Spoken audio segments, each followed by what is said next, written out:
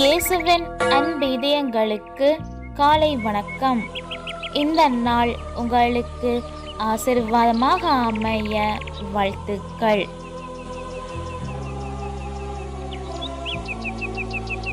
இப்புதிய நாளுக்கான ஆசீர்வாத இறைவசனம் உரோமையர் அதிகாரம் 15 இறை வார்த்தை 13.